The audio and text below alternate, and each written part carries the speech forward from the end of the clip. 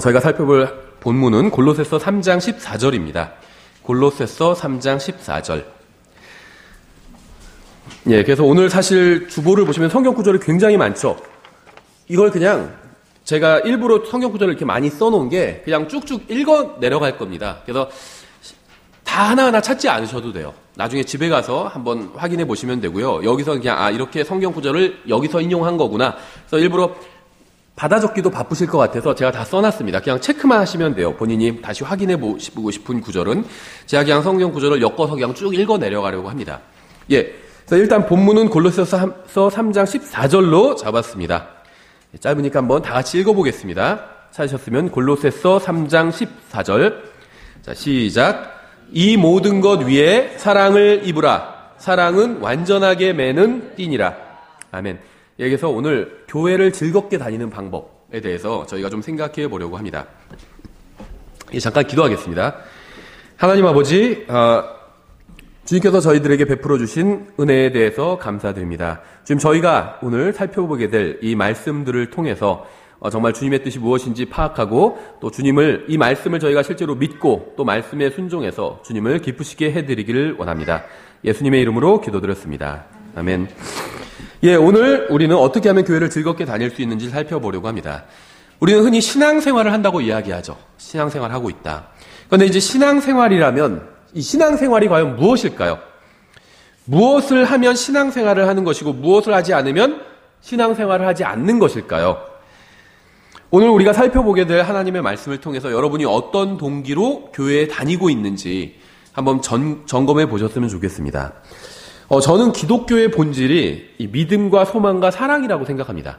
고린도전서 13장 13절에 나온 믿음, 소망, 사랑이 기독교의 본질이라고 생각합니다. 킹제임 성경 진영에선 바른 성경, 바른 교리 이런 게 기독교의 본질이라고 생각하는 분들이 있는데 성경에 그런 게 나오지 않죠. 그렇다고 말씀하고 있지 않죠. 성경에선 이 믿음과 소망과 사랑이 중요하다고 말씀하고 있어요. 그런즉 이제 믿음, 소망, 사랑 이 셋은 항상 있으나 항상 있대요. 이것들 중에 가장 큰 것은 사랑이라 이렇게 말씀하고 있죠. 그래서 이 기독교의 정말 본질적인 것들이 몇 가지가 있는데 그 중에 가장 중요한 건 사랑이라고 생각해요. 사랑이라고. 첫 번째는 하나님을 사랑하면 교회 생활이 즐겁습니다. 교회 생활, 신앙 생활이 즐거우려면 무엇보다 먼저 하나님을 사랑해야 돼요. 하나님을 사랑하는 것이 신앙과 영적 성장의 첫 단추입니다. 그러니까 예수님을 믿으면 구원을 받죠. 하나님 앞에서 회개하고 예수님을 믿으면 구원을 받습니다. 근데 영적으로 사람이 언제 성장하느냐? 하나님을 사랑할 때, 예수님을 사랑할 때 이제 성장이 시작된다고 보시면 돼요. 그러니까 성경을 아는 것도 중요합니다. 하지만 성경을 안다고 해서 신앙이 성장하는 것이 아니라 하나님을 사랑할 때, 예수님을 사랑할 때 비로소 이제 신앙이 성장해 간다고 볼 수가 있어요. 하나님을 사랑하면 영적으로 성장해 갈 수 있는 좋은 토양을 마련한 겁니다. 그러니까 이 신앙이란 건 일종의 나무와 같아요. 꽃과 같아요. 신앙이 좋은 사람을 보면 보기 좋잖아요. 그렇죠. 꽃이 잘 피면 보기 좋죠. 그런데 꽃을 키우려면 잘 관리를 해야 돼요. 저는 그 식물을 잘 못 키우거든요. 어머니가 예전에 결혼하기 전에 이제 어머니가 방에 막 식물 같은 걸 갖다 놓으셨는데 뭐 다 말라 죽었어요. 나중에 막 선인장을 갖다 놓으셨는데 선인장도 말라 죽었어요. 식물을 키우는데 이렇게 소질이 없습니다, 저는. 그런데 식물을 잘 키우려면 손이 많이 가요, 식물은. 그렇죠. 관심을 갖고 햇볕도 쬐고 물도 주고 거름도 주고 때로는 신앙이 그렇다는 거예요.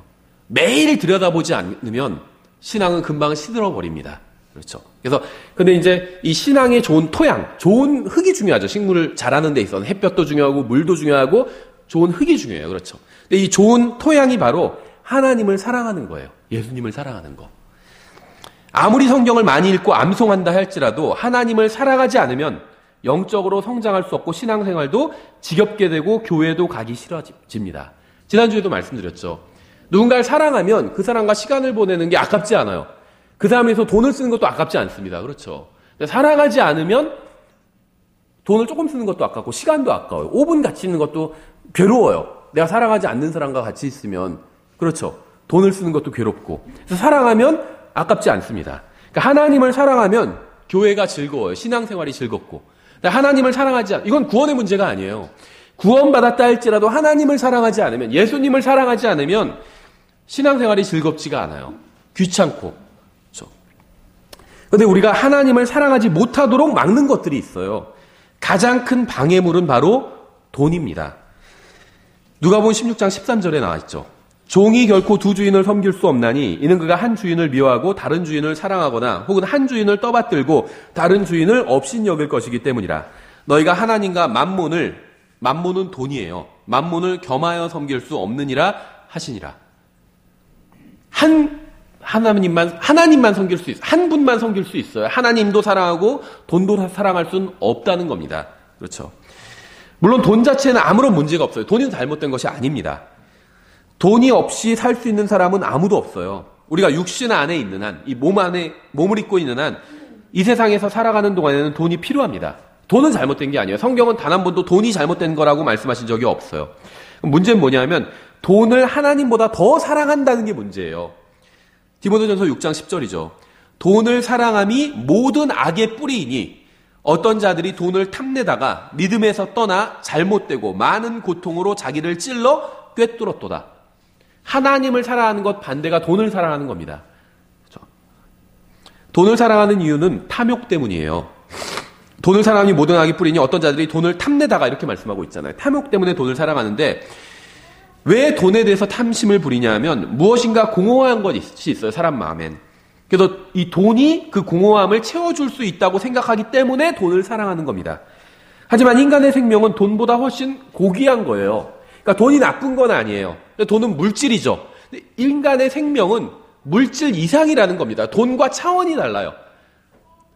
인간의 생명은 형이 상학적인 거예요. 그렇죠? 돈은 형이 하학적인 거예요. 물질이에요. 그러니까 이 물질로 영적인 걸 채울 수가 없다는 겁니다. 그렇죠?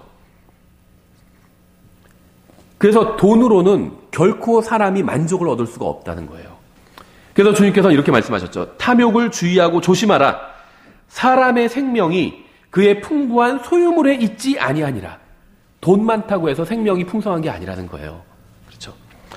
성경은 하나님을 사랑하라고 명령하고 있습니다. 마태복음 22장 37절이죠. 예수님께서 그에게 이르시되 너는 내 마음을 다하고 혼을 다하고 생명을 다하여 주 내 하나님을 사랑하라. 이것이 첫째 가는 큰 명령이요. 둘째 명령은 그와 같은 것으로서 너는 내 이웃을 내 자신과 같이 사랑하라 이니라. 그러니까 첫째 명령과 둘째 명령은 친밀한 관계가 있습니다. 그래서 그와 같은 것으로서 이렇게 말씀하고 있죠. 하나님의 모든 명령이 그렇듯이 이 명령은 우리 자신을 위한 명령입니다. 하나님의 명령은 우리를 위한 명령이에요. 하나님을 사랑하는 것은 하나님을 사랑해서 가장 큰 유익을 얻게 되는 것은 우리 자신입니다. 하나님을 사랑하는 것이 영적 생명의 심장이에요. 아무리 구원받았다 할지라도 하나님을 사랑하지 않는다면 심장이 뛰지 않고 있는 것과 마찬가지예요. 하나님을 사랑하지 않고 예수님을 사랑하지 않고 하는 모든 행위는 죽은 행위일 뿐입니다. 그래서 주님께서 이렇게 말씀하셨죠. 그러나 바리새인들아 너희에게 화가 있을지어다. 너희가 박하와 운양과 온갖 종류의 채소의 11조는 들이되 판단의 공의와 하나님을 향한 사랑은 넘어가는도다. 너희가 마땅히 이것들도 행하였어야 하거니와 다른 의무도 행해야 되지만 다른 것도 행하지 않은 채 내버려두지 말아야 하느니라. 우리가 아무리 주님을 위해서 대단한 일을 하고 많은 헌금을 한다 해도 하나님에 대한 진정한 사랑이 없다면 그것은 가장 중요한 것을 놓친 공허한 종교 행위일 뿐입니다. 그러니까 하나님을 사랑하는 동기와 마음으로 해야 그것이 진정한 영적 생활이라는 거예요. 하나님을 사랑하지 않는 마음으로 하는 것은 그것이 아무리 옳은 일이라 할지라도 종교 행위에 지나지 않는다는 겁니다. 여러분의 신앙생활은 어떤가요? 여러분은 교회에 오는 것이 즐거우신가요? 제가 지금 가장 중요한 질문을 드리겠습니다. 여러분은 진정으로 하나님을 사랑하고 있나요? 매일 밤 이걸 물어보셔야 돼요. 왜냐하면 여기에 모든 신앙생활에 답이 달려 있습니다.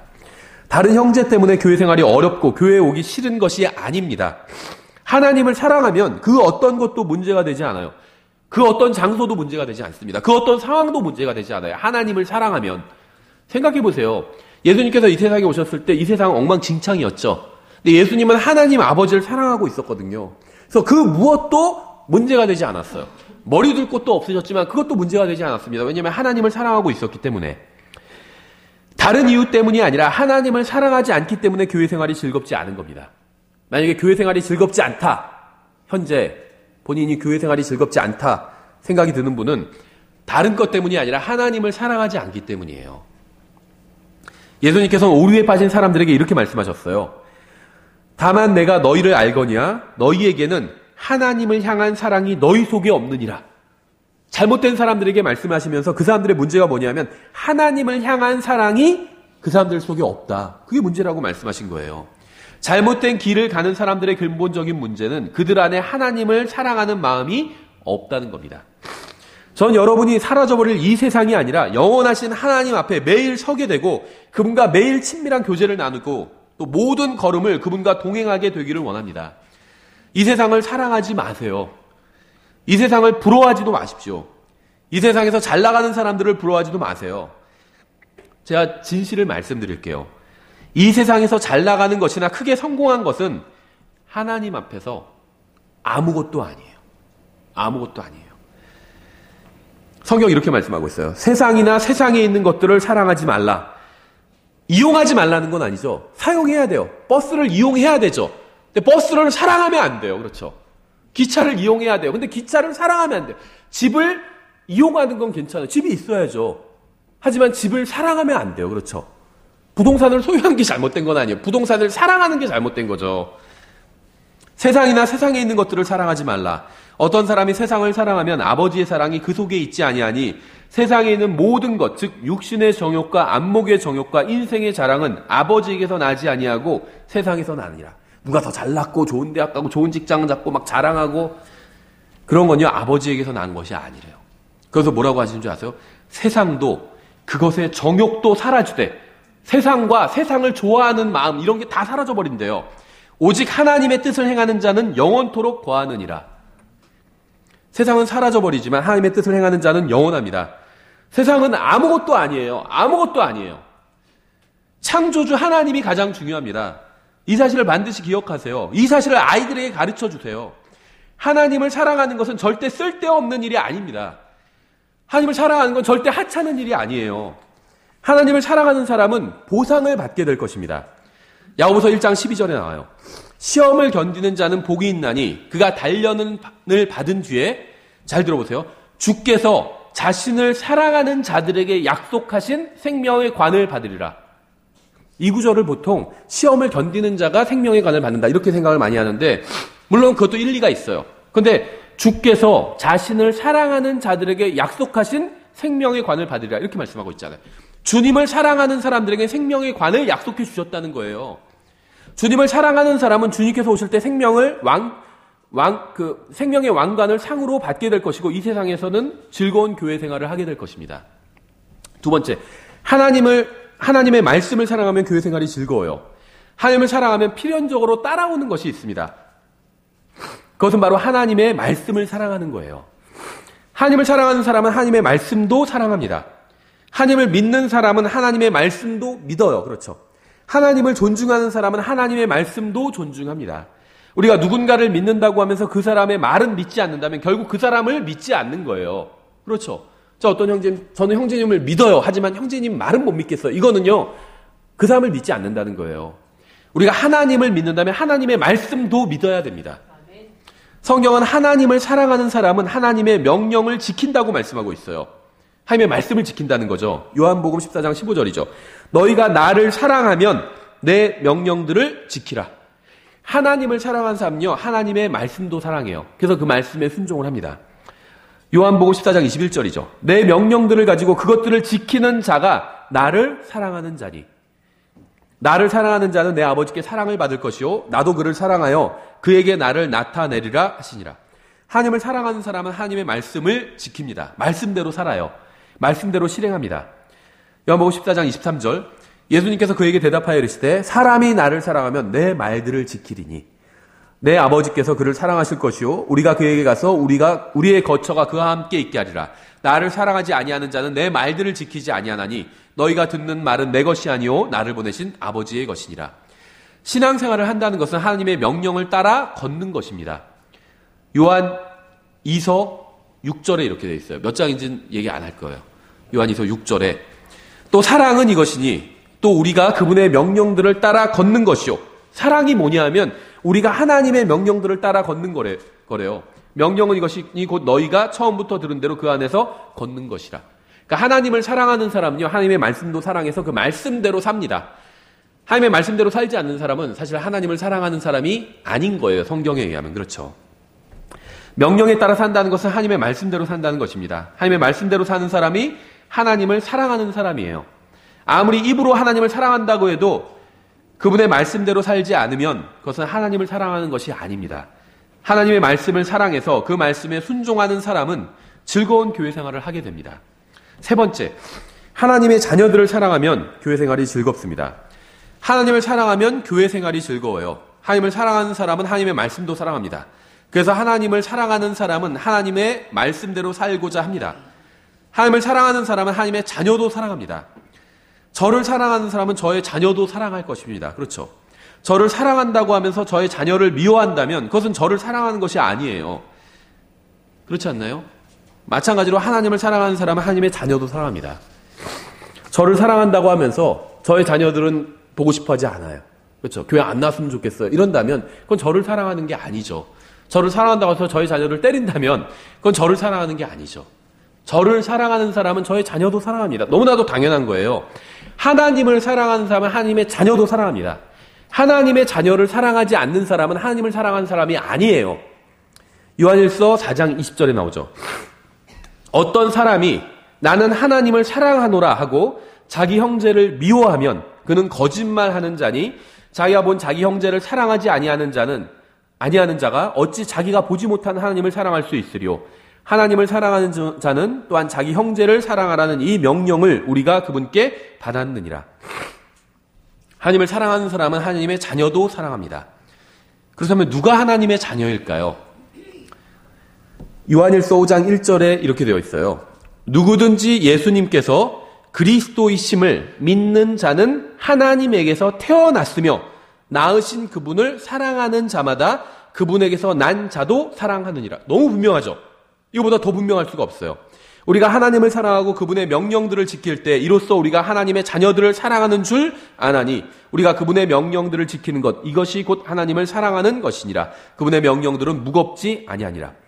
예수님이 그리스도라고 믿는 사람은 하나님에게서 태어난 사람입니다. 성경은 단 한 번도 그럴듯한 간증을 하는 사람이 하나님에게서 태어난 사람이라고 말씀하신 적이 없어요. 독립침례교회 성도들은 그럴듯한 간증을 듣기 원합니다. 말씀을 인용한 똑부러진 간증을 들어야 간증한 사람이 구원받았다고 생각하는 경향이 있어요. 근데 이건요, 나쁜 것 같이 보이지 않지만 성경적인 건 아닙니다. 저는 말씀을 인용한 간증이 잘못됐다는 게 아니에요. 근데 말씀을 인용한 어떤 똑부러진 간증, 이런 걸 들어야 간증한 사람이 구원받았다고 생각하는 것은 성경적인 것은 아니라는 거예요. 성경에 그런 것이 없어요. 안타깝게도. 누군가 체험 간증을 하면 그 사람은 진리를 모르는 사람이고 구원받지도 못한 사람이라고 생각해요. 그래서 독립침례교회에서는요, 체험 간증을 굉장히 싫어하는 경향이 있습니다. 근데 이건 대단히 잘못된 거예요. 대단히 잘못된 거예요. 왜냐하면 참 아이러니컬해요. 전 이런 걸 생각할 때마다. 체험 간증을 혐오하는 사람이 모순적이게도 체험을 중요시해요.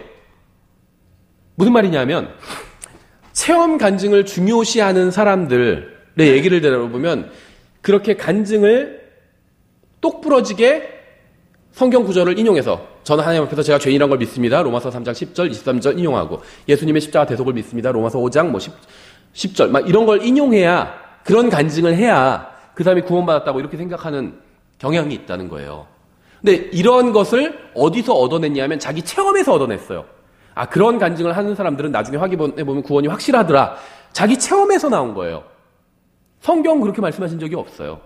그러니까 체험 간증을 혐오하는 사람들은 사실은 체험을 믿고 있어요. 하나님 말씀을 믿고 있는 것이 아니라. 여기에 대해서는 제가 야고보서 강의할 때 좀 더 설명을 드릴게요. 대단히 위험한 거예요, 그것은. 만일 여러분 중에도 그런 분이 있다면 사도 바울의 간증을 한번 생각해 보세요. 바울은 사도행전 9장에서 구원을 받죠. 부활하신 예수님을 사도행전 9장에서 만나서 구원을 받게 됩니다. 그래서 22장과 26장에서 두 번에 걸쳐서 구원 간증을 해요. 그렇죠. 그런데 어떤 간증을 하냐면요. 길에서 빛을 보았고 음성을 들었다. 이런 간증을 합니다. 전형적인 체험 간증이죠. 생각해보세요. 누가 나와서 간증하라고 하니까 저는요, 길에서 빛을 보았고요. 음성을 들었습니다. 이렇게 간증해요. 근데 아무도 예를 들면 음성을 들었는데 다 옆에 있는 사람들은 천둥 소리로 들었는데 저는 주님의 음성으로 들었습니다. 누가 이런 간증을 하면 우리 어떻게 생각할까요? 독립침례교회에선. 저 사람 구원 안 받았다. 이상한 간증한다. 이렇게 생각하겠죠. 바울이 그런 간증을 했어요. 바울은 체험 간증을 했지만 저는 그가 구원 받았다고 믿습니다. 왜냐하면 그의 간증뿐 아니라 신앙 고백도 들었기 때문이에요. 바울은 자신이 죄인이라는 사실을 시인했고 예수 그리스도의 십자가 대속을 믿었습니다. 바울 서신을 보면 이러한 고백이 넘쳐나요. 그렇죠. 그러니까 누군가 구원받았는지 아닌지 확인하는 기준은 구원 간증이 아니라 신앙 고백이 되어야 된다는 거예요. 저는 구원 간증이 나쁘다는 말을 하는 게 아닙니다. 구원 간증 좋아요. 자기 간증을 또 성경적으로 입증할 수 있으면 좋습니다. 저는 그게 지금 나쁘다는 말을 하는 게 아닙니다. 근데 성경에서는 단 한 번도 그런 걸 강요한 적이 없어요. 구원 간증을 똑부러지게 해야 그 사람은 구원받은 사람, 그래야 그 사람을 구원받은 사람으로 여겨라. 이렇게 말씀하신 적이 없어요. 성경 뭐라고 말씀하고 있냐면 누구든지 예수님께서 그리스도이심을 믿는 자는 하나님에게서 태어났다. 이렇게 말씀하고 있어요. 거듭났다는 거예요. 누구든지 구원 간증을 어떻게 하든 상관없어요. 누구든지 그 사람이 아직 성경을 모르니까 표현을 잘 못할 수 있죠. 누구든지 예수님께서 그리스도이심을 믿는 자는 하나님께서에게서 태어난 거예요. 구원 받은 겁니다. 구원 간증을 좀 서투르게 해도 성경을 잘 모르면 아직 구원 간증 제대로 설명하지 못할 수도 있죠. 전 1990년 7월에 구원받았는데 그때 당시에는 전 예수님을 믿고 구원받았지만 제가 구원받은 걸 잘 설명을 못했거든요. 나중에 성경을 배우고 나서 1년 후, 2년 후 지나고 나서 제가 구원받은 걸 제대로 사람들에게 설명할 수 있게 되었거든요. 바울도 마찬가지예요. 바울이 구원받은 지 얼마 안 됐죠. 사도행전에선. 자기가 구원받은 걸 제대로 설명을 잘 못하는 거예요. 어떤 의미에선. 그러니까 그냥 있었던 일만 그대로 얘기하는 겁니다. 자기가 체험한 것을. 길에서 빛을 보았고 음성을 들었잖아요. 그대로 얘기한 거예요.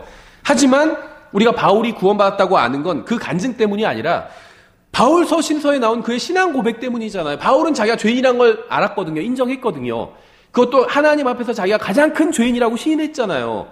그리고 예수님의 십자가 대속, 예수님의 피를 믿는다고 고백하고 있어요. 그래서 다른 사람들에게도 이걸 믿어야 된다고 주장을 하고 있잖아요. 그걸 통해서 우리가 바울이 구원받은 사람이라는 걸 아는 거죠. 그러니까 바울은 예수님을 그리스도라고 믿은 겁니다. 그래서 하나님에게서 태어난 거예요. 바울 서신서를 보면 이런 고백이 넘쳐나죠. 누군가 구원받았는지 아닌지 확인하는 기준은 구원 간증이 아니라 성경에 그게 없어요. 그렇죠. 신앙 고백이 되어야 된다는 겁니다.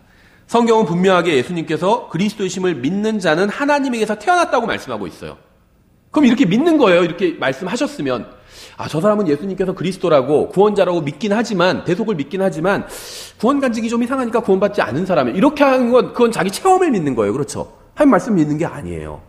그렇죠. 여러분 옆에 있는 사람이 예수님께서 그리스도이심을 믿는다고 고백한다면 그는 하나님에게서 태어난 하나님의 자녀입니다. 물어보세요. 예수님께서 그리스도이심을 믿으세요? 구원자라고 믿으세요? 예수님의 대속을 믿으세요? 전 믿어요. 그러면 그 사람은 하나님에게서 태어난 사람으로 인정해야 된다는 거예요. 성경이 그렇게 말씀하고 있는데 내가 인정하지 않는다면 그건 잘못된 겁니다. 그렇죠. 그 사람이 하나님의 자녀라는 게 확인된다면 그 사람을 사랑해야 돼요. 그게 하나님을 사랑하는 겁니다. 하나님의 자녀를 사랑하는 사람이 하나님께 속한 사람이에요. 요한일서 3장 10절 11절에 있죠. 이로써 하나님의 자녀들과 마귀의 자녀들이 드러나나니 누구든지 의를 행하지 아니하는 자나 자기 형제를 사랑하지 아니하는 자는 하나님께 속하지 아니하느니라. 이는 우리가 서로 사랑해야 한다는 이 소식이 너희가 처음부터 들은 소식이기 때문이라. 이렇게 말씀하고 있죠. 형제를 사랑하지 않고 미워하는 사람은 어둠 속에 있는 눈먼 자라고 말씀하고 있어요. 요한일서 2장 10절 11절이죠. 자기 형제를 사랑하는 자는 빛 가운데 거하며 그 속에 걸려 넘어지게 할 것이 전혀 없으나 자기 형제를 미워하는 자는 어둠 가운데 있고 어둠 가운데 걸으며 자기가 어디로 가는지 알지 못하느니 이는 그 어둠이 그의 눈을 멀게 하였기 때문이라. 구원받았다 할지라도요. 자기 형제를 미워하는 사람들이 있어요. 그 사람 분명히 구원받았는데 인정하지 않아요. 아니면 자기 마음에 들지 않아요. 그래서 미워해요. 그럼 그 사람은 어둠 가운데 있대요. 자신과 생각이 다르고 스타일이 다르다고 해서 예수님께서 그리스도이심을 고백하는 하나님의 자녀를 사랑하지 않는 사람은 아무리 성경을 많이 알고 있다 해도 하나님을 모르고 있는 겁니다. 그러니까 성경 교리를 많이 알면서 하나님은 전혀 모를 수도 있어요. 어떻게 그게 가능하지? 이렇게 생각하실 수 있는데요. 성경에 그렇게 나와 있어요. 요한일서 4장 7절부터 8절에 나와 있어요. 들어보세요. 사랑하는 자들아 우리가 서로 사랑하자. 사랑은 하나님께 속한 것인즉 사랑하는 자마다 하나님에게서 나서 하나님을 알고 사랑하지 아니하는 자는 하나님을 알지 못하나니 이는 하나님이 사랑이시기 때문이라. 킹제임스 성경 진영에는 교리는 알지만 하나님을 모르는 사람들이 많이 있습니다. 교리는 알아요. 배워서. 신학원에서 배우고 교회에서 배우고 세대적 진리 같은 거 읽고 그래서 교리는 많이 알아요. 그런데 하나님을 모르고 있어요. 누가 하나님을 모르는 사람이죠? 자기 형제를 사랑하지 아니하는 자는 하나님을 알지 못하나니 이렇게 말씀하고 있잖아요. 교리는 많이 알지만 형제는 전혀 사랑하지 않아요. 그러면요 하나님은 모르는 거예요. 교리를 알면 하나님을 아는 게 아니라 형제를 사랑해야 하나님을 아는 겁니다. 이건 제가 그냥 하는 말이 아니죠. 요한일서에 나온 하나님 말씀에 이렇게 나와 있잖아요. 성경 지식도 많고 바른 교리도 많이 아는데 하나님을 모른다면 얼마나 안타까운 일이겠어요. 로마서 1장 7절 이렇게 기록되어 있어요. 바울은 로마에서 하나님께 사랑을 받고 성도로 부르심을 받은 모든 사람에게 편지하노니 구원받은 사람은 모두 하나님께 사랑을 받은 사람입니다. 자녀를 낳아본 분들은 알아요. 그렇죠. 자녀를 언제부터 사랑하게 되죠? 뱃속에 있을 때부터 사랑하게 돼요. 그렇죠. 태어나는 순간 그날 처음 봤는데 사랑하게 됩니다. 그렇죠. 첫눈에 반하게 돼요. 자녀를 낳으면. 그렇죠. 정상적인 보통의 부모라면 우리가 영적으로 우리가 다시 태어나는 순간 하나님께서는 우리를 사랑하십니다. 그때부터. 사랑하세요. 그래서 구원받은 사람은 다 하나님의 사랑받는 자녀예요. 구원받은 모든 사람들이 하나님께 사랑을 받고 있다면 우리도 하나님의 사랑을 받는 그 사람을 사랑해야 되지 않을까요? 하나님께서 구원받은 사람은 예를 들면 구원받은 사람들이 있는데 내가 미워할 수도 있죠. 누군가를. 나와 스타일이 달라요. 나와 맞지가 않아요. 그래서 미워할 수도 있죠. 근데 그 사람이 구원받다면 하나님은 그 사람을 사랑하신다는 거예요. 하나님이 사랑하시는 그 사람을 나도 사랑하는 게 맞는 게 아닐까요? 그렇죠. 하나님께서 사랑하시는 사람을 우리가 사랑하지 않고 그 사람을 미워한다면 대단히 이상한 일이 아닐까요? 나와 스타일이 다르다고 해서 생각이 좀 다르다고 해서 내가 원하는 대로 그 사람이 행동하지 않는다고 해서 그 사람을 미워한다면 이상한 일이 아닐까요? 불행한 일이 아닐까요? 요한 2서 5절엔 이렇게 되어 있습니다. 자매님들 특히 잘 들으셔야 돼요. 부인이여, 그렇죠, 자매님들. 내가 새 생명을 내게 쓰듯 하지 아니하며 내가 새 명령을 내게 쓰듯 하지 아니하며 우리가 처음부터 가진 것을 쓰면서 우리가 서로 사랑할 것을 이제 내게 간청하노라 이렇게 말씀하고 있어요. 목회는 어떤 의미에서는 이렇게 그 자녀들을 키우는 것과 같은 것 같아요. 비슷한 면이 있는 것 같아요. 그래서 저는 목회를 하면서 이제 아이들도 키우고 그러니까 아이들을 키우는 게 굉장히 저한테는 한편으로 많은 도움이 됐어요.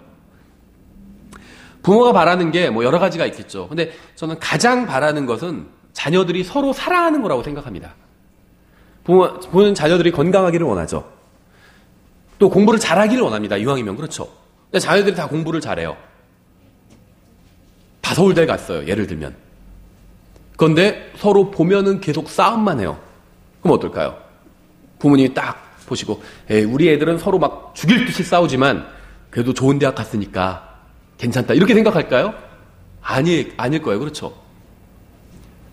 차라리 좀 대학은 좀 그보다 못한 데 가도 서로 사랑한다면 부모님은 만족할 겁니다. 그렇죠? 자녀들이 건강해요.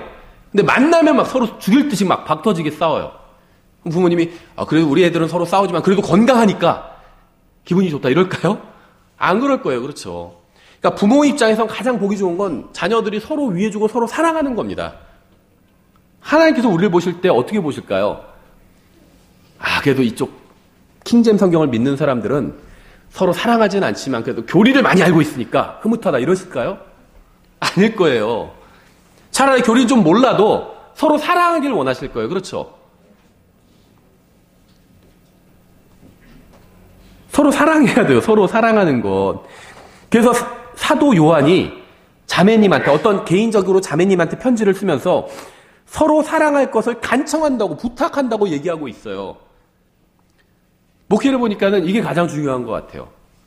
저도 하나를 꼽는다면 가장 원하는 거 하나를 교회에 관해서 여러분에게 관해서 제가 가장 원하는 거 하나를 꼽는다면 제 개인적으로 가장 원하는 건 뭐 로또에 당첨되는 거 이런 거겠죠. 그거 말고 교회적으로 가장 원하는 거 하나를 꼽는다면 성도들이 서로 사랑하는 거예요. 다른 게 아무리 사람들 많이 놀라고 헌금 많이 하고 성경 많이 암송하고 한다 할지라도 서로 죽일 듯이 싸우고 미워한다면 그 목회는 실패한 목회예요. 그렇지 않나요?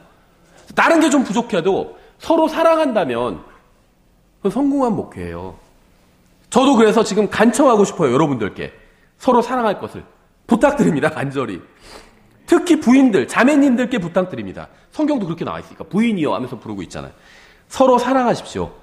만약 여러분이 우리 교회에서 싫어하거나 미워하는 사람이 있다면 특히 더 부탁을 드릴게요. 여러분이 미워하고 못마땅하게 여기는 그 사람을 위해서 그리스도께서 십자가에 달려 죽으셨습니다. 이 이유 하나만으로도 그 사람을 미워하거나 못마땅하게 여기는 것을 그만두고 사랑해야 하지 않을까요? 여러분 한번 생각해 보세요. 우리 교회는 하나님 앞에서 바른 교회일까요? 우린 바른 성경을 믿어요. 그렇죠. 바른 교리를 믿습니다. 그런데 그렇다고 해서 우리 교회가 하나님 앞에서 바른 교회일까요? 우리는 하나님 앞에서 바르게 서 있을까요? 이것을 알 수 있는 방법이 많이 있는데 그중 하나는 우리가 마땅히 해야 할 일을 했는지 살펴보면 됩니다. 그렇죠? 어떤 교회가 바른 교회인지 아닌지 알기 위해서는 그 교회가 마땅히 해야 될 일을 하고 있으면 바른 교회죠. 마땅히 해야 될 일을 하고 있지 않다면 바르지 않은 교회죠. 요한일서 4장 11절 이렇게 되어 있어요. 사랑하는 자들아 하나님께서 우리를 이처럼 사랑하셨은즉 우리도 서로 사랑하는 것이 마땅하니라. 우리가 서로 사랑하지 않으면 우리 교회는 바른 교회가 아니에요. 우리가 아무리 킹제임스 성경을 믿고 바른 교리를 믿는다 할지라도 휴거, 재림, 천연한국, 영어 다 믿는다 할지라도 우리가 서로 사랑하지 않으면 바른 교회가 아닙니다. 마땅히 해야 될 일을 안 하고 있는 거잖아요. 그건 바른 교회가 아니에요. 그렇죠. 하나님께서 우리를 사랑하셨습니다. 그래서 우리도 서로 사랑하는 것이 마땅하다고 성경은 말씀하세요.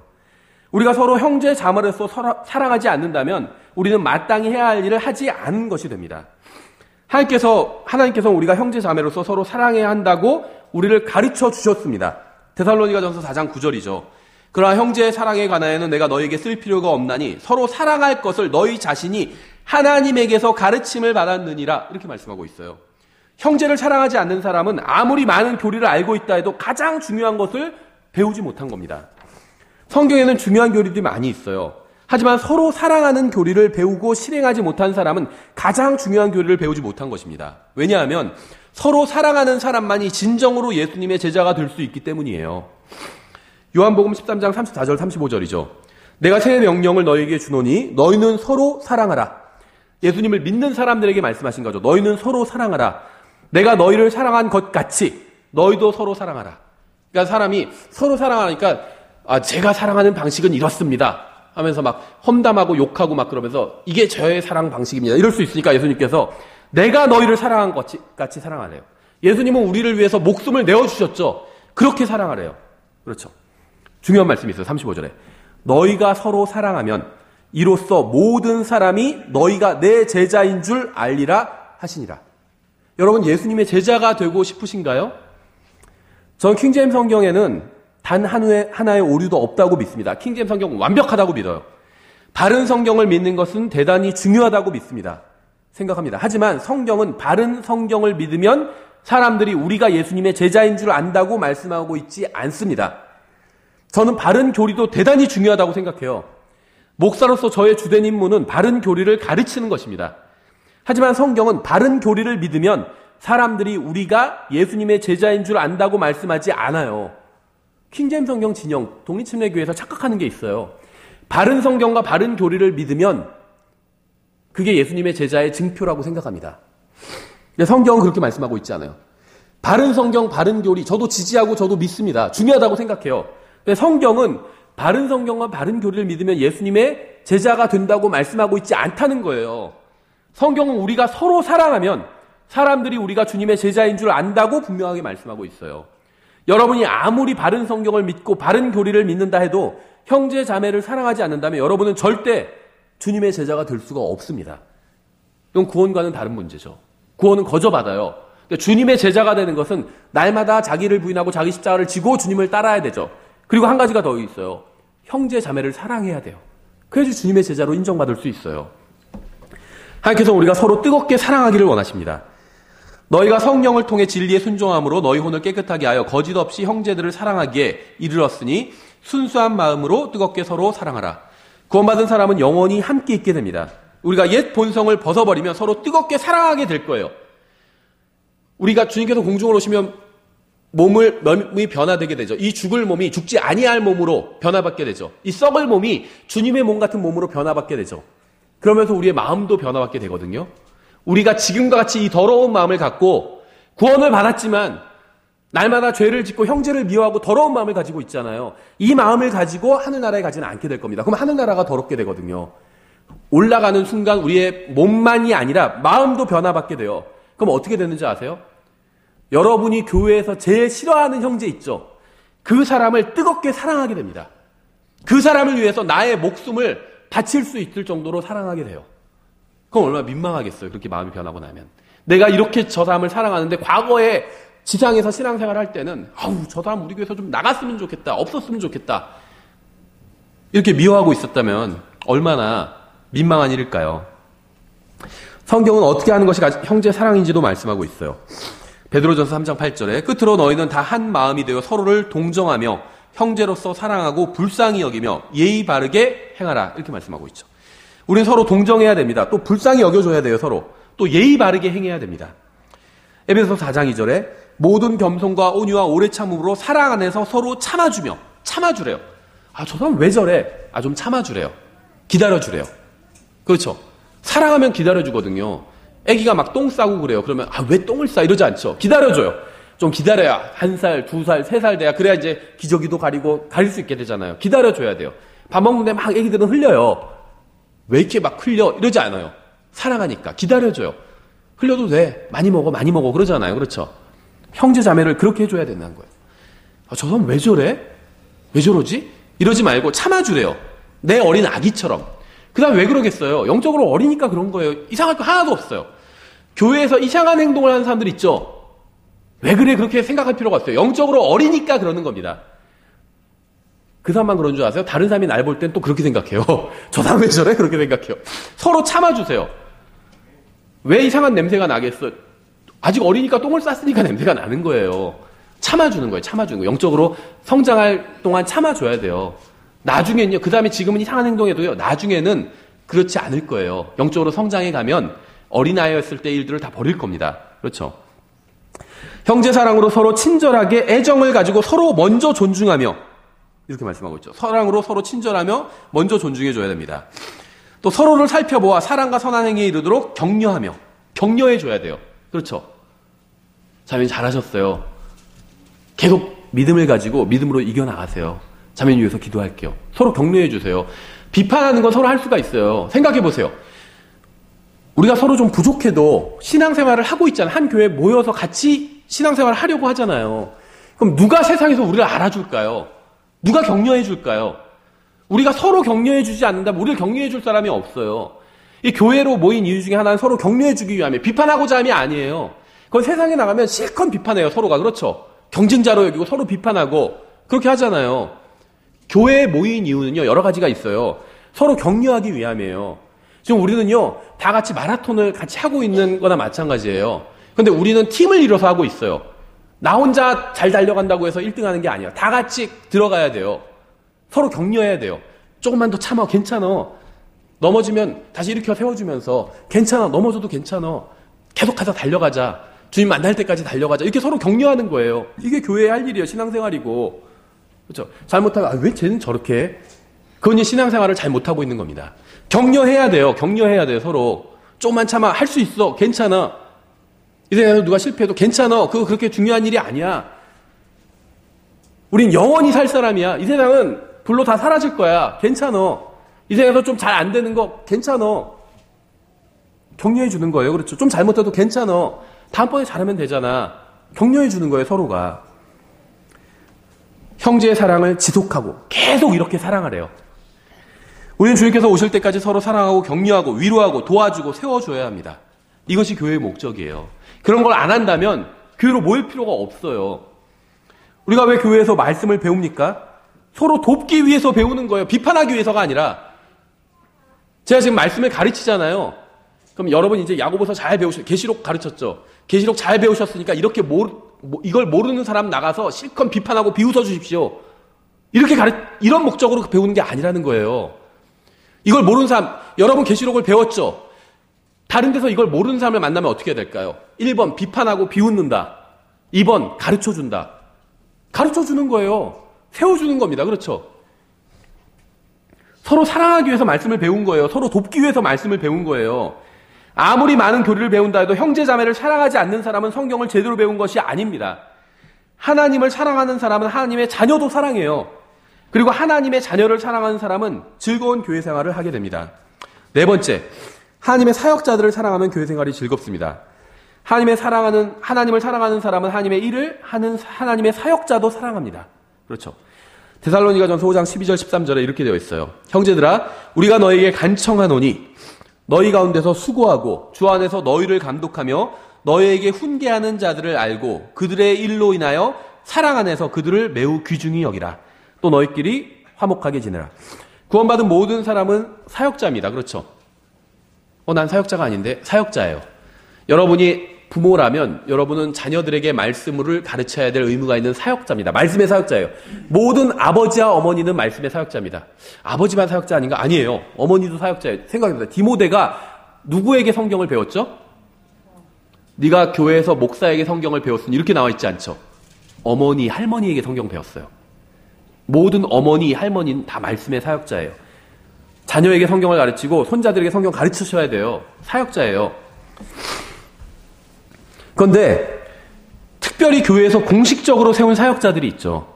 교회는 말씀으로 섬기는 말씀의 사역자인 목사가 있고 상을 섬기는 사역자들인 집사가 있어요. 그렇죠. 여러분은 이들을 사랑해야 합니다. 그래야 교회 생활이 즐거워져요. 이들을 존중해야 돼요. 귀중히 여겨줘야 돼요. 그것도 매우 귀중히 여겨줘야 됩니다. 그래야지 교회 생활이 즐거워요. 말씀의 사역자로서 저의 임무는 여러분이 하나님 앞에 바르게 서게 하는 것입니다. 디모데후서 3장 16절이죠. 모든 성경 기록은 하나님의 영감으로 주신 것으로 교리와 책망과 바로잡음과 의로 교육하기에 유익하니. 디모데후서 4장 2절. 말씀을 선포하라. 때에 맞든지 맞지 아니하든지 긴급히 하라. 모든 오래 참음과 교리로 책망하고 꾸짖고 권면하라. 목사의 임무는 말씀으로 성도들에게 교리를 가르치는 것입니다. 앞으로 무슨 일이 일어나는지 말씀을 통해서 가르치는 거예요. 목사는 성도들에게 먼저 성경을 가르치고 그 다음에 가르친 내용, 이미 알고 이해하고 있는 진리의 근거에서 성도들을 책망하고 꾸짖고 권면하는 것입니다. 그러니까 목사는 성경의 교리를 가르치기만 해서도 안 되고 꾸짖고 책망하기만 해서도 안 돼요. 그러니까 이렇게 성경을 가르치는 건 일종의 어떤 주장하는 글, 논설문과 같아요. 아마 논술 배워보신 분들은 아실 거예요. 논술에 꼭 들어가야 되는 게 세 가지가 있어요. 사실명제, 가치명제, 정책명제. 사실명제는 뭐냐면 예를 들면 다윗 왕은 이스라엘의 두 번째 왕이다. 팩트를 얘기하는 거예요. 성경을 가르칠 때 팩트를 얘기하는 거예요. 예수님께서는 언젠가 오신다. 그렇죠. 이 세상은 언젠가 불로 사라지게 될 것이다. 팩트를 얘기하는 거예요. 사실명제. 가치명제는 뭐냐면 다윗 왕은 이스라엘의 두 번째 왕이다. 이게 사실명제. 가치명제는 다윗 왕은 훌륭한 왕이었다. 가치를 부여하는 겁니다. 그렇죠. 정책명제는 뭐냐면 그러므로 우리도 다윗처럼 하나님의 말씀을 잘 믿자. 이게 정책명제예요. 그렇죠. 이 세상은 불로 사라질 것입니다. 사실을 가르쳐야 됩니다. 성경에 많은 팩트들, 사실들이 있어요. 그 사실을 가르치는 거예요. 목사의 임무는. 근데 거기서만 그쳐서는 안 돼요. 이 세상은 불로 사라질 것이기 때문에 이제 가치명제, 정책명제도 가르쳐야 되는 거예요. 그러므로 우리는 이 세상에 애정을 두지 말아야 됩니다. 이거 가르쳐야 돼요. 그렇죠. 그러니까 이게 권면하는 겁니다. 이 세상에 너무 큰 애정을 두지 마십시오. 이게 권면하는 거예요. 이 세상에 애정을 두는 사람들이 있다면 책망해야 되겠죠. 쓸데없는 것에 애정을 두고 있어요, 여러분은. 이렇게 책망이 필요하겠죠. 그래서 목사의 임무는 진리를, 팩트를 가르치는 겁니다. 그리고 권면하고 책망하고 꾸짖는 거예요. 하나님의 말씀을 가지고. 가르친 것에 근거해서 권면하고 책망하고 꾸짖는 거예요. 이것을 제한 나머지 모든 것들은 다 부수적인 거예요. 신방을 하고 뭘 하고 목사님이 상냥하고 뭐 그런 건요. 다 부수적인 겁니다. 그렇죠. 제가 아는 어떤 목사님은 다른 건 다 좀 부족했는데 제 예전에 다니던 그 장로교회 그 대학부 목사님인데 게임을 기가 막히게 잘하세요. 그래서 막 피구를 하는데 막 너무 잘해요. 막 이 목사님한테 걸리면 다 나가 떨어져요. 잘해도 좋고 그거는 못해도 상관없어요. 목사님은 하나님의 말씀을 가르치는 거예요. 그리고 그 가르친 것에 근면해서 권면하고 꾸짖고 책망하는 겁니다. 그렇죠. 왜 이런 것들을 할까요? 그리스도의 심판석 앞에서 부끄러움 없이 서게 하기 위해서예요. 말씀을 제대로 가르치고 꾸짖고 책망하고 권면하는 일을 하지 못한다면 목회를 그만둬야 됩니다. 여러분은 목사나 집사 같은 사역자들을 사랑하되 극진히 사랑해야 돼요. 성경에 이런 말이 없다면 제가 이런 말을 하는 게 부끄러운 일이겠죠. 근데 성경에 이런 말씀이 있어요. 빌립보서 1장 1절 2절. 예수 그리스도의 갇힌 자 된 바울과 우리 형제 디모데는 우리가 극진히 사랑하는 자요 동료 일꾼인 빌레몬과 사역자를 극진히 사랑한다고 말씀하고 있죠. 저의 목적은 여러분이 예수님을 만나는 날에 책망받을 것이 없게 하는 것입니다. 그분께서 또한 너희를 끝까지 견고하게 하사 우리 주 예수 그리스도의 날에 너희가 책망받을 것이 없게 하시리라. 여러분은 누구를 존경하시나요? 자기 부모를 존경한다는 사람도 있고 어떤 사람은 위인을 존경한다. 뭐 세종대왕 존경한다. 누구 이순신 장군 존경한다. 뭐 요즘은 김연아를 존경한다. 이런 사람도 있죠. 그러니까 길 따라 막대기 갖고 조그만 공을 구멍에 잘 넣으면 존경받기도 해요. 이 세상에서. 그렇죠. 네. 그런데 만일 목사가 여러분에게 성경을 제대로 가르쳐서 여러분이 그리스도의 심판성을 준비하게 한다면 여러분은 여러분이 가장 존경하는 사람 있을 거 아니에요. 그렇죠. 그러니까 목사가 성경을 제대로 가르친다면 여러분이 가장 존경하는 사람보다 목사를 2배나 더 존경해야 돼요. 제 말이 아니에요. 성경이 그렇게 나와 있어요. 디모데전서 5장 17절이죠. 잘 다스리는 장로들을 2배나 존경할 자로 여기되 특별히 말씀과 교리로 수고하는 자들에게 그리할지니라 이렇게 말씀하고 있잖아요. 그렇죠. 여러분이 하나님의 말씀대로 사역자들을 사랑하고 존경한다면 교회 생활은 훨씬 더 즐거워질 겁니다. 마지막으로 결론을 내리면 사랑은 우리에게 유익을 주는 주님의 명령이에요. 형제 자매를 사랑하는 것은 선택사항이 아닌 주님의 명령입니다. 그분의 명령은 이것이니 곧 우리가 그분의 아들 예수 그리스도의 이름을 믿고 그분께서 우리에게 명령을 주신 대로 서로 사랑하는 것이라. 내가 이것들을 너희에게 명령하는 것은 너희가 서로 사랑하게 하려 함이니라. 사랑하는 명령에 순종한 사람은 율법을 다 이룬 것과 같습니다. 서로 사랑하는 것 외에는 누구에게든지 어떤 것도 비치지 말라. 다른 사람을 사랑하는 자는 율법을 성취하였느니라. 로마서 13장 8절에 나오는 구절이에요. 구약 성경 얘기가 아닙니다. 구약 성도들에게 주시는 말씀이 아니라 신약 성도인 우리에게 주시는 말씀이에요. 갈라디아서 5장 13절도 동일한 말씀이 있어요. 형제들아 너희가 부르심을 받아 자유에 이르렀으나 오직 자유를 육신을 위한 기회로 쓰지 말고 사랑으로 서로를 섬기라. 온 율법은 이것 즉 너는 내 이웃을 내 자신과 같이 사랑하라 하신 한 말씀 안에서 성취되었느니라. 율법을 지키는 게 어렵죠. 서로 사랑하면요 율법을 다 지킨 것으로 쳐주겠다는 거예요. 그렇죠. 사랑하고 싶은데 그게 잘 안 된다고 하는 사람들도 있어요. 사랑하고 싶어요 저도. 그런데 저 형제를 보면 사랑이 안 돼요. 이런 사람이 있어요. 하나님께서는 불가능한 것을 하라고 하시는 분이 아닙니다. 구원받은 모든 사람은 형제 자매를 사랑할 수 있어요. 왜냐하면 하나님께서 구원받은 모든 사람의 마음에 하나님의 사랑을 부어주셨기 때문이에요. 로마서 1장 5절이죠. 소망이 우리를 부끄럽게 하지 아니함은 우리에게 주신 성령님에 의하여 하나님의 사랑이 우리 마음에 넓게 부어졌기 때문이니 이렇게 말씀하고 있잖아요. 디모데전서 1장 7절이죠. 하나님께서는 우리에게 두려움의 영을 주지 아니하시고 권능과 사랑과 건전한 생각의 영을 주셨느니라. 사랑의 영을 주셨대요. 사랑할 수 있다는 거예요, 우리가.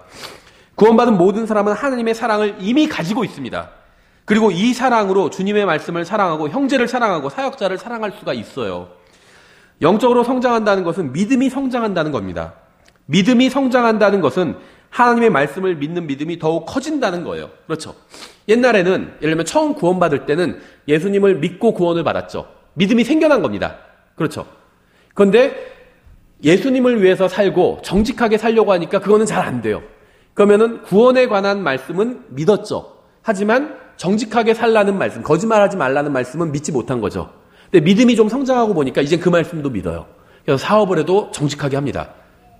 거짓말을 하지 말라는 말씀을 믿고 있는 거죠.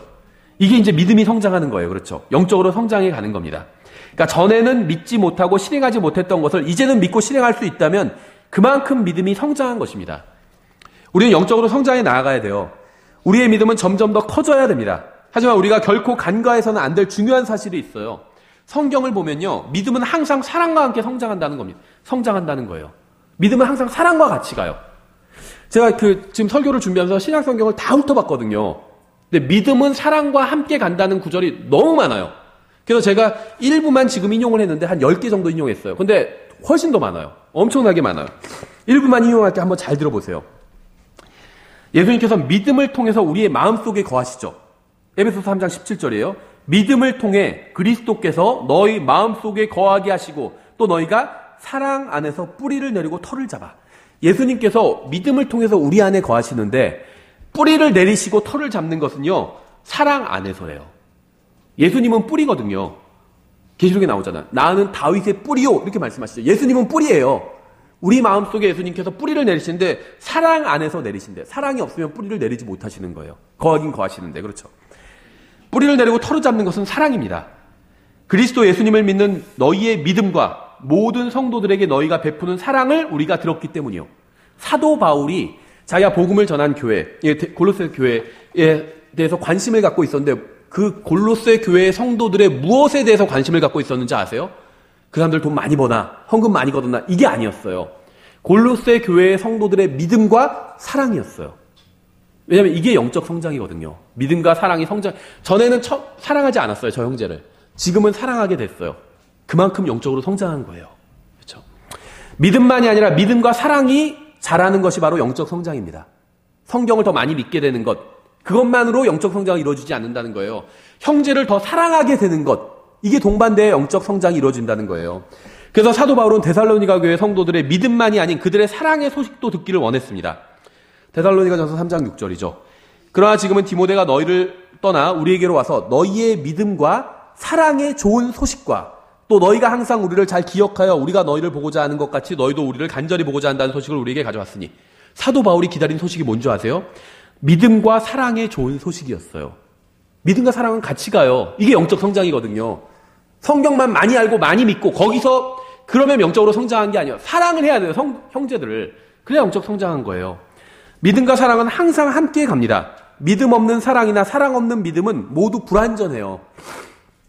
데살로니가전서 5장 8절 굉장히 중요한 말씀이죠.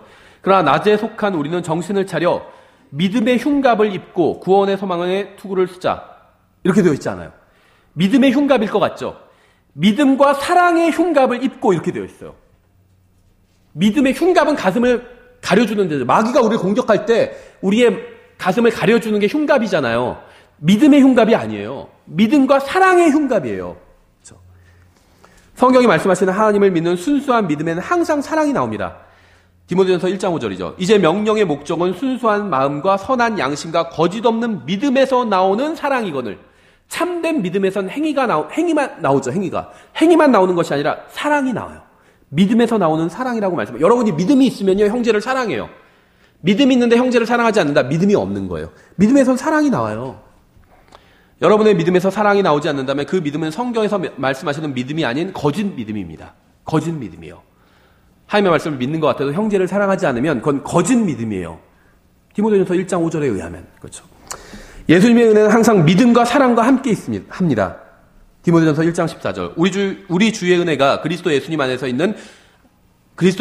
있는 믿음과 사랑과 함께 넘치도록 풍성하였도다. 디모데후서 1장 13절. 그리스도 예수님 안에 있는 믿음과 사랑 안에서 내가 내게 들은 건전한 말씀들의 틀을 굳게 붙들고, 믿음은 항상 사랑과 함께 일합니다. 나와 함께 있는 모든 사람들이 내게 무난하노라. 믿음 안에서 우리를 사랑하는 자들에게 인사하라.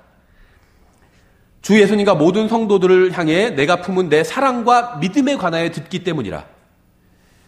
하나님 아버지와 우리 주 예수 그리스도로부터 평강과 아울러 믿음을 겸한 사랑이 형제들에게 있기를 원하노라. 믿음만 있기를 원하노라. 이렇게 말씀하고 있지 않아요. 믿음을 겸한 사랑이 있기를 원한대요. 더 많아요. 찾다가 제가 이제 포기했어. 너무 많아서. 설교가 너무 길어지니까. 설교 길어지면 사랑이 없다고 그러잖아요. 그래서, 너무 많아요. 저도 놀랬어요. 믿음과 사랑이 이렇게 같이 많이 가는지 저도 처음 알았어요. 사랑과 믿음은 항상 같이 갑니다. 성경에서 말씀하시는 사랑은 항상 하나님을 사랑하는 것과 형제를 사랑하는 게 사랑이에요. 성경에서 말씀하시는 사랑은. 영적으로 성장한다는 것은 하나님의 말씀을 믿는 믿음과 형제 자매를 사랑하는 마음이 성장해 가는 것입니다. 에베소서 1장 15절. 이러므로 주 예수님을 믿는 너희의 믿음과 모든 성도들을 향한 사랑에 대해 들은 뒤에 나도, 이렇게 말씀하고 있어요. 영적으로 성장한다는 것은 하나님을 사랑하고 다른 사람들을 사랑한다는 것입니다. 그래서 우리는 모든 일을 사랑 안에서 해야 돼요. 특히 교회에서 다른 형제 자매들을 대할 때 더욱 그렇습니다. 너희는 모든 일을 사랑으로 할지니라. 고린도전서 16장 14절. 또 고린도서 3장 14절에서 이 모든 것 위에 사랑을 입으라. 사랑은 완전하게 매는 띠니라. 에베소서 4장 15절. 오직 사랑 안에서 진리를 말하며. 우리는 하나님의 말씀을 아는 지식을 가지고 있어야 됩니다. 이것은 신앙생활을 하는 데 있어서 대단히 중요해요. 지식 중요해요. 하지만 우리는 항상 지식보다 사랑을 더 많이 가지고 있어야 돼요. 그렇죠. 자, 이런 설교하면요, 킹제임 성경 진영에서 막 비난하는 사람도 있어요. 사랑을 강조한다. 저 사람은 진리가 중요하지. 진리의 지식도 중요합니다. 근데 진리의 지식과 사랑의 적절한 비율은 항상 사랑이 더 많아야지 적절한 비율이에요. 5대 5면 안 됩니다. 6대 4, 7대 3으로 지식보다 사랑이 더 많아야 돼요. 그게 성경이 말씀하시는 진리와 지식과 사랑의 적절한 비율이에요. 에베소서 3장 19절에 있어요. 지식을 뛰어넘는 그리스도의 사랑을 알아. 지식이 있죠. 지식 중요합니다. 제가 지금 지식 중요하지 않다는 말이 아니에요. 지식 중요해요. 사랑은 지식을 뛰어넘어야 돼요. 더 많아야 돼요. 지식을 뛰어넘는 그리스도의 사랑을 알아. 하나님의 모든 충만하심으로 충만하게 되기를 구하노라. 지식과 사랑의 적절한 밸런스는 지식보다 사랑이 항상 더 많아야 한다는 것입니다. 왜냐하면 지식은 우쭐대게 하지만 사랑은 세워주기 때문이에요. 이제 우상들에게 바친 것들에 관하여는 우리가 다 지식이 있는 줄로 아나니 지식은 우쭐대게 하나 사랑은 세워주느니라. 우리는 예수 그리스도의 사랑 안에 거해야 됩니다. 요한복음 15장 9절부터 12절이죠. 아버지께서 나를 사랑하신 것 같이 나도 너희를 사랑하였으니 너희는 내 사랑 안에 거하라. 내가 내 아버지의 명령들을 지켰고 그분의 사랑 안에 거하는 것 같이 너희도 내 명령들을 지키면 내 사랑 안에 거하리라. 내가 너희에게 이 일들을 말한 것은 내 기쁨이 너희 안에 머물러 있어 너희 기쁨이 충만하게 하려 함이니라. 내 명령은 곧 내가 너희를 사랑한 것 같이 너희도 서로 사랑하라 하는 이것이니라. 주님의 명령이에요. 예수님의 사랑 안에 거하는 것에 모든 신앙생활에 답이 들어있습니다. 사도 바울은 데살로니가 교회의 성도들이 서로 사랑을 많이 베풀기를 원했어요. 3장 12절이죠. 데살로니가 전서. 또 주께서 우리가 너희에게 행한 것 같이 너희가 서로에게와 모든 사람에게 사랑을 많이 베풀고 넘치도록 베풀게 하시기를 원하노니. 저도 지금 같은 것을 간절히 원하고 주님께 간구합니다. 아무리 우리 교회가 작아도 여러분이 하나님을 사랑하고 하나님의 말씀을 사랑하고 형제 자매를 사랑하고 하나님의 사역자를 사랑한다면, 여러분이 서로를 사랑한다면 주님께서 저에게 맡겨주신 사역은 완전히 성공한 사역으로 드러날 겁니다. 아무리 우리 교회가 커지고 건물을 올리고 한다 할지라도 여러분이 서로 사랑하지 않는다면 저의 사역은 완전히 실패한 사역이 되는 거예요. 마지막으로 고린도 교회에 주신 주님의 그 사도 바울의 당부를 인용하면서 마치겠습니다. 이렇게 되어 있어요. 고린도후서 13장 11절에 끝으로 형제들아 잘 있으라. 완전하게 되며 위로를 받으며 한 마음이 되며 평안히 지낼지어다. 사랑과 평강의 하나님께서 너희와 함께 계시리라. 신앙생활을 간단하게 요약한다면 하나님을 사랑하고 하나님의 말씀을 사랑하고 하나님의 자녀들을 사랑하는 것입니다.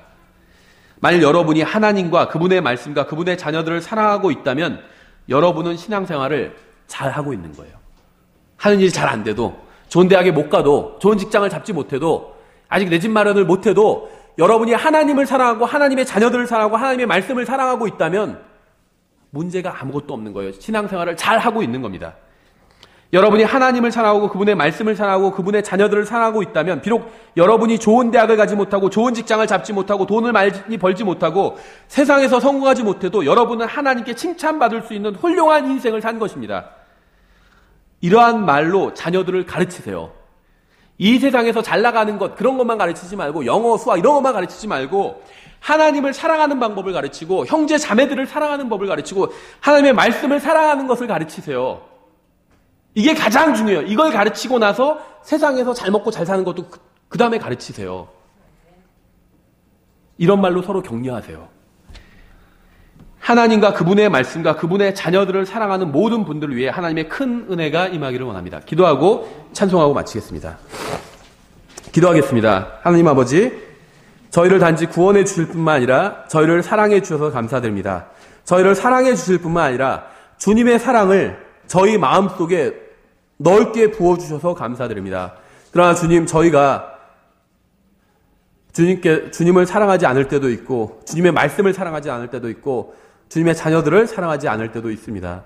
주님, 이 시간 주님께 간절히 간구드리오니 저희가 마땅히 사랑해야 될 것들을 사랑할 수 있도록 저희를 가르쳐 주시고 저희 마음을 붙들어 주시기 원합니다. 감사드리며 예수님의 이름으로 기도드렸습니다. 아멘.